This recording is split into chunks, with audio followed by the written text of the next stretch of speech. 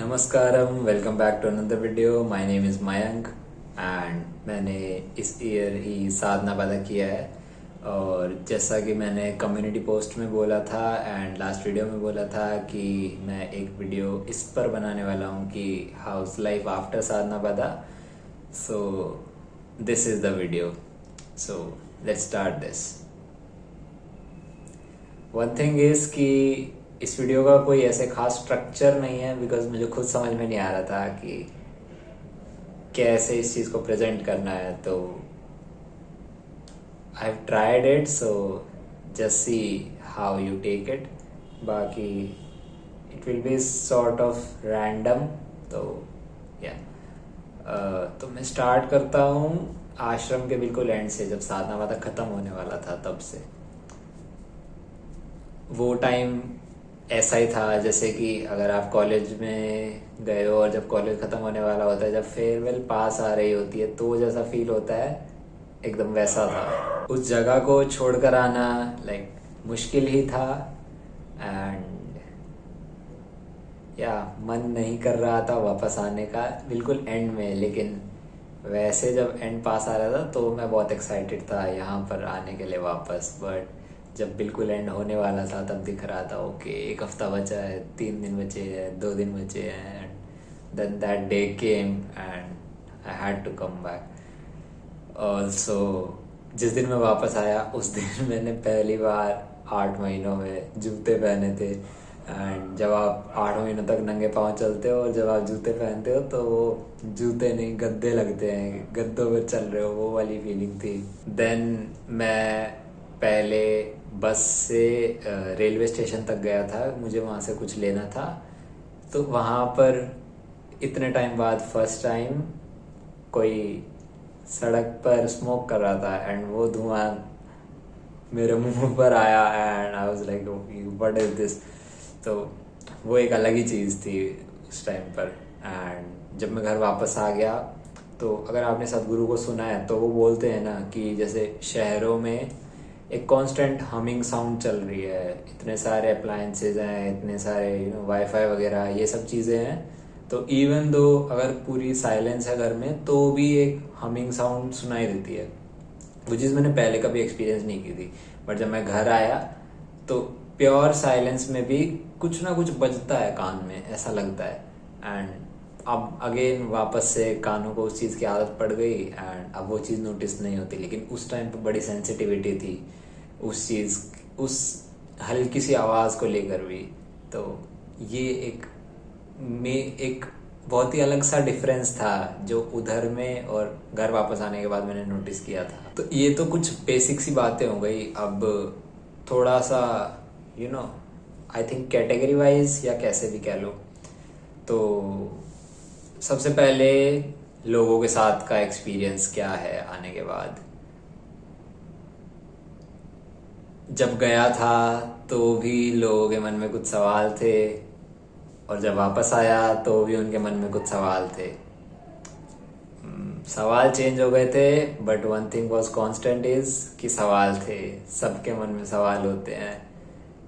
पहले तो कि गया क्यों और वो सारी चीज़ें, फिर वापस आने के बाद वहाँ पे क्या हुआ, कैसे हुआ, वो सब। कुछ लोग सलाह देने आए, सलाह नहीं, whatever you can say it. So those all negative things, but still I was excited to see कि लोगों के दिमाग में क्या चल रहा है, वो लोग मुझे देखकर क्या रिएक्शन उनका होने वाला है। तो वो भी एक अलग सी चीज़ थी। लोगों के साथ इतना ही। देन खाने की बात करते हैं। खाना एक बहुत ही मेजर मिसिंग था इधर आने के बाद। आश्रम में एक तो पूरा सात्विक खाना होता है एंड आपको इतनी सारी वैरायटी मिलती है वहाँ पर खाने की। टेस्ट भी आई एम सेइंग कि घर से अच्छा होता है वहाँ पर ऑनेस्टली। तो वो एक बहुत ही मेजर मिसिंग थी। और सबसे बड़ी चीज़ कि आश्रम में हम लोग अपने बर्तन खुद साफ करते थे खाने के बाद, तो घर आकर भी वही आदत थी एंड उससे मेरी मम्मी खुश थी कि ये सही चीज़ सीख कर आया है एक। एंड अब वापस आने के बाद भी आश्रम में भी 2 टाइम खाते थे, और अब वापस आकर भी मैं 2 ही टाइम खा रहा हूँ। लाइक इनिशियली मैं 3 टाइम खा रहा था, बट अब वापस से 2 टाइम पर आ गया, क्योंकि पता नहीं क्यों मुझे शुरू में जब मैं वापस आया था तो भूख ज़्यादा लग रही थी। मे भी हो सकता है कि यहाँ पर खाने में उतनी एनर्जी नहीं थी जितनी उधर थी, बट स्टिल अब बॉडी अडेप्ट हो गई है, क्योंकि फिजिकल एक्टिविटी भी कम हो गई है। कि उस टाइम पे फिजिकल एक्टिविटी ज़्यादा थी, तो बॉडी थोड़ा उसी मोड में रहती है ज़्यादा खाने वाले में। एंड घर पे उतनी वैरायटी होती नहीं है, तो आप एक बार में उतना नहीं खाते हो, तो वो वाली चीज़ है। एंड अब जॉब भी स्टार्ट हो गई है, तो अब खाना भी खुद बनाना पड़ता है। ऑफिस से आते हैं, आने में 7:30 8 ऐसे बज जाते हैं, फिर आप खाना बनाना स्टार्ट करते हो, आधा घंटा तो उसमें लग ही जाता है। देन वाइंड अप करते करते 9 बज जाते हैं रोज़, तो अब खाना भी रात का लेट ही हो जाता है। इसके बाद बात करते हैं कपड़ों की। तो नो लॉन्गर वियरिंग कुर्ता पजामा लाइक आश्रम। एंड एक्चुअली यार वो बेस्ट आउटफिट था, एकदम खुले खुले कपड़े, पूरा कॉटन का, है ना, इतना कंफर्टेबल होता है वो। बट अब back to pant shirt and all these things जो कि बिल्कुल भी कंफर्टेबल नहीं होते, आप जस्ट पहन रहे हो।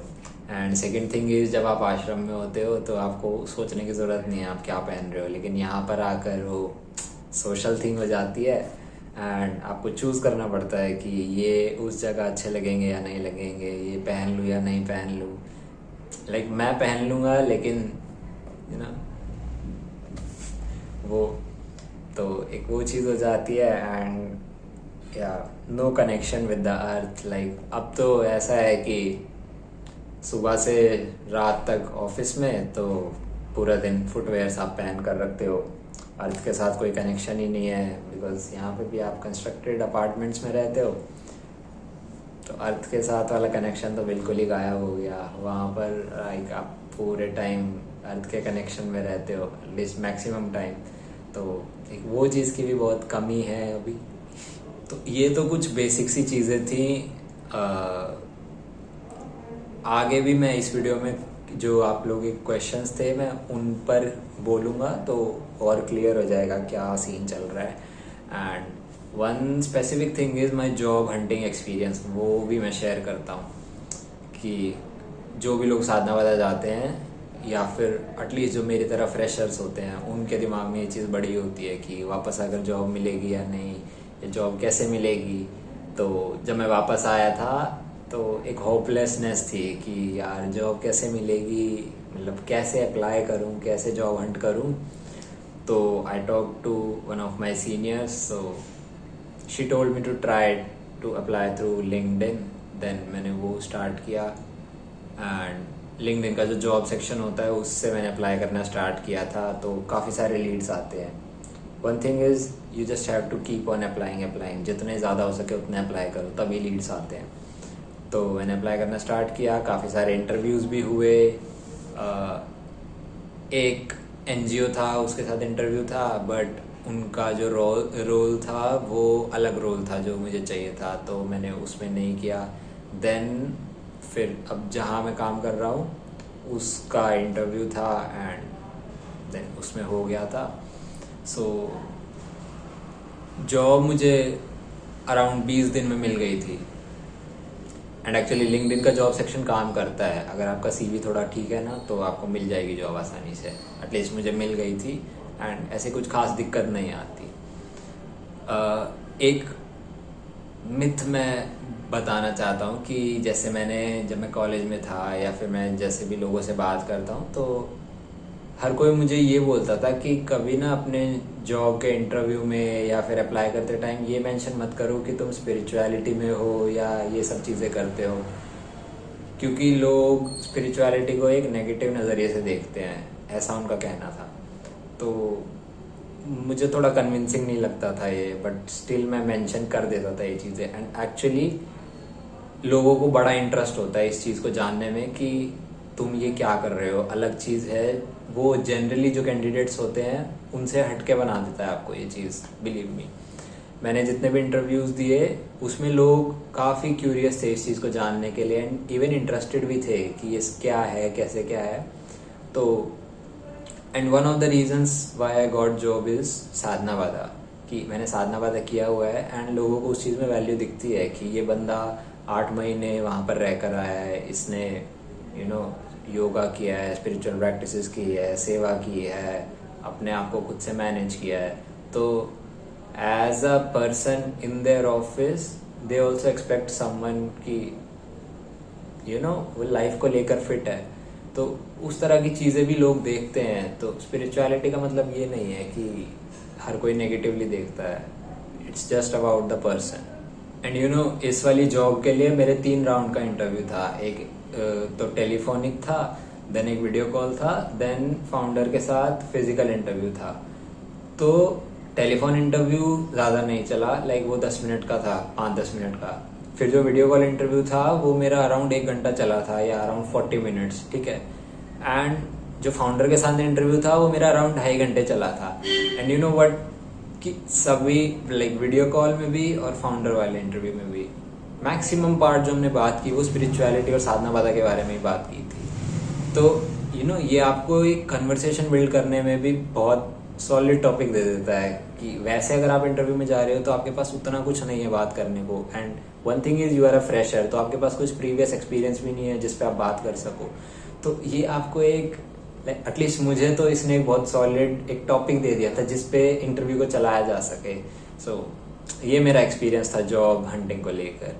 एंड अब आई थिंक मुझे Q&A पे बात कर लेनी चाहिए। जो भी क्वेश्चंस थे, 5-6 क्वेश्चंस हैं, तो उनका मैं आंसर करूँगा एंड उसमें आपको और कुछ आंसर्स मिल जाएंगे। तो उसको स्टार्ट करते हैं। तो first question is what did you study in your graduation and right now where are you working and in which position? About graduation, मैंने BCom ऑनर्स की थी Shri Ram college of commerce, university of Delhi से। And right now I am working in Gurgaon with a startup, and वहाँ पर मेरा role है marketing coordinator का। So marketing role ही मैं ढूंढ रहा था and so I got that. Next is you have done all advance programs, now how much time does it take you to complete your साधना?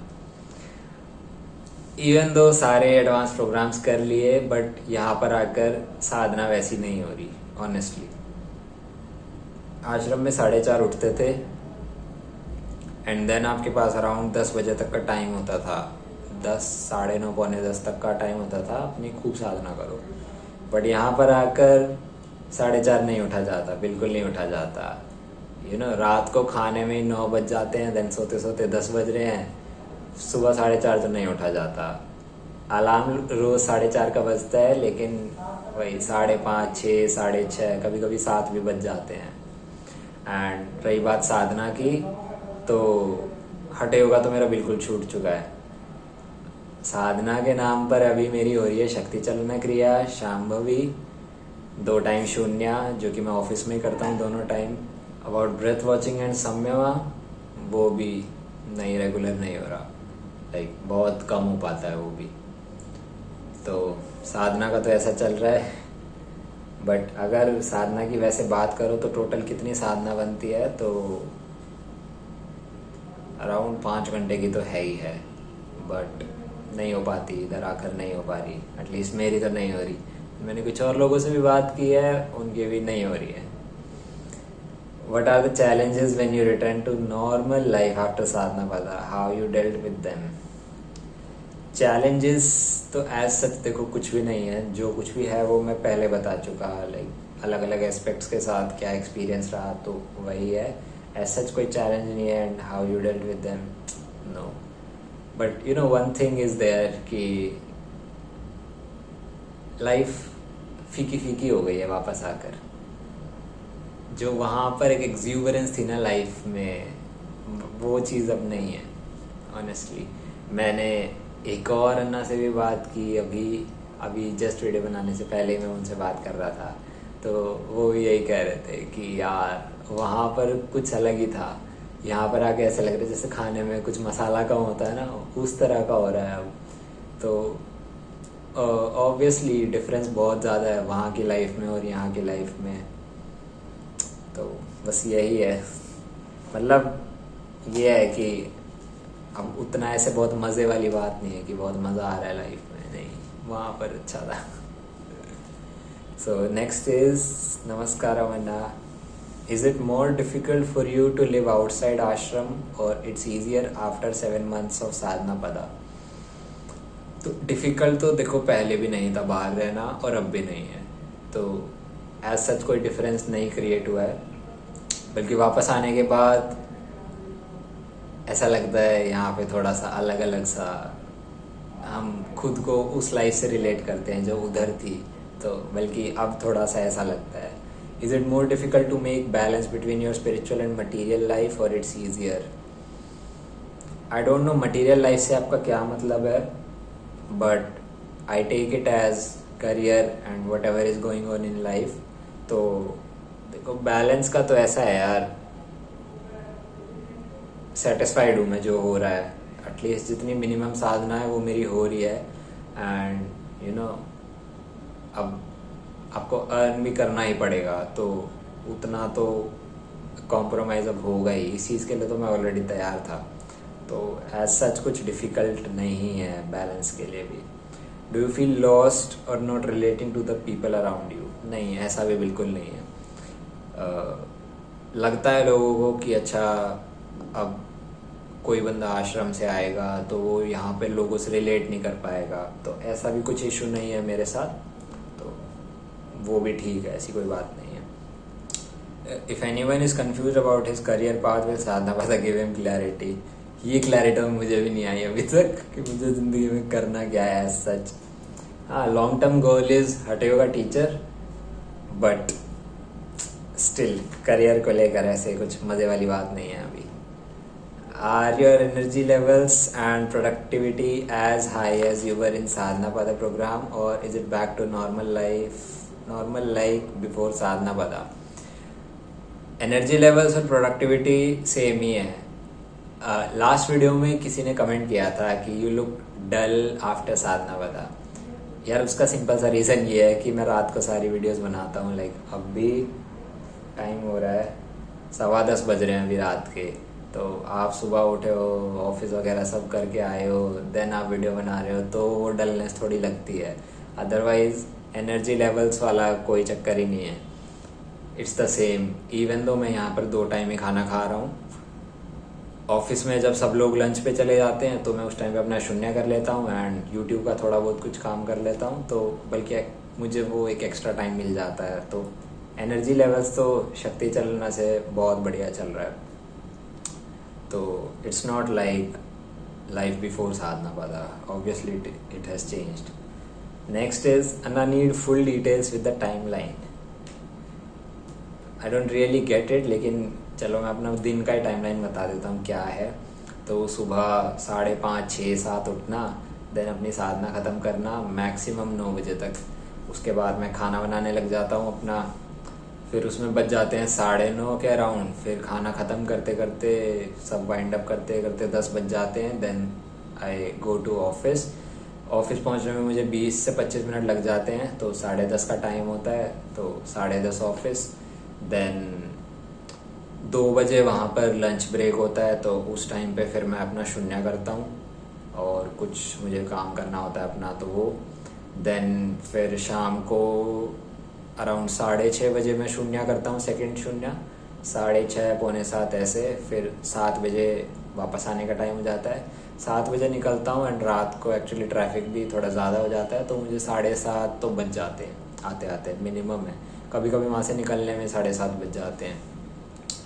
तो यही 7:30, 8 घर आना, देन खाना बनाना आधा घंटा उसका, फिर वाइंड अप का आधा घंटा, तो ऐसे 9 बज जाते हैं। फिर कुछ फ़ोन वोन देख लिया तो इसी तरह से पूरा दिन निकल जाता है। एंड कभी कभी सोने से पहले सिंपली मेडिटेट कर लिया। एंड यू नो एक चीज़ बहुत बड़ा डिफरेंस है कि जब आप आश्रम में होते हो तो आपका जब मन किया आप आँख बंद करके बैठ जाओ, जब मन किया ध्यानलिंगा चले जाओ, देवी टेम्पल चले जाओ, बट यहाँ पर आने के बाद आपको टाइम निकालना पड़ता है उस चीज़ के लिए, एंड वो बुरा लगता है कि अब सिंपली आँख बंद करके बैठने के लिए भी आपको टाइम निकालना पड़ता है, तो वो चीज़ है। Moving on to next question, how sadhana pada changed your life and what is the difference you are feeling in with in you after the Sadhana Pada. तो देखो डिफरेंसेस तो हैं। One thing is physical level पर कि strength buildup हुई है, and energy की जैसे मैंने बात की कि वो सस्टेनेबल है। तो एनर्जेटिक हूँ मैं पूरे दिन, उसमें कोई फ़र्क नहीं है, ठीक है। एंड फिज़िकली भी काफ़ी स्ट्रॉन्ग। अब फिज़िकल स्ट्रेंथ का मतलब ये नहीं होता कि आपकी बॉडी बन गई या वो कुछ नहीं। फिज़िकली अच्छा होने का मतलब है कि विद इन यू आप कैसा फील करते हो, तो वो चीज़ है। देन लोगों को और चीज़ों को लेकर एटलीस्ट थोड़ी बहुत डिवोशन और रिस्पेक्ट आई है, जो कि पहले नहीं थी। अब बेशक इतनी है लेकिन है, तो वो भी टाइम के साथ ग्रो कर सकती है। देन ग्रेस बहुत ज़्यादा डोमिनेंट है अब लाइफ में। अब छोटी छोटी चीज़ों में भी दिखाई देता है कैसे ग्रेस काम कर रही है। तो वो है लाइक, मतलब वो एक ऐसी चीज़ है जिसके सहारे आप टिके रहते हो कि हाँ ठीक है। तो अब मैं ना थोड़ा, मेरा कंटेंट ख़त्म हो रहा है तो अब मैं कुछ भी बोल रहा हूँ बस। तो यही था। क्वेश्चंस भी जो आए थे वो सब मैंने कवर कर ही लिए, तो यही क्वेश्चंस थे। एंड फिर भी अगर आपके कुछ क्वेश्चंस रहते हैं तो आप कमेंट कर सकते हो, या फिर इंस्टाग्राम पे डीएम कर सकते हो। ये इंस्टा हैंडल है @theweekendyogi, and I will get back to you. So अगर नेक्स्ट वीडियो के लिए आपको कुछ टॉपिक चाहिए कि किस टॉपिक पर वीडियो चाहिए, तो वो भी कमेंट कर सकते हो, and I will try to make that. तो एंड ऑल्सो एक साधना पादा की प्लेलिस्ट बनाई है मैंने, उसमें साधना पादा की वीडियोस हैं सब। तो अगर आप साधना पादा जा रहे हो तो आप उसको भी चेक कर सकते हो, आपकी हेल्प हो जाएगी। And see you in some next video. Till then, नमस्कार।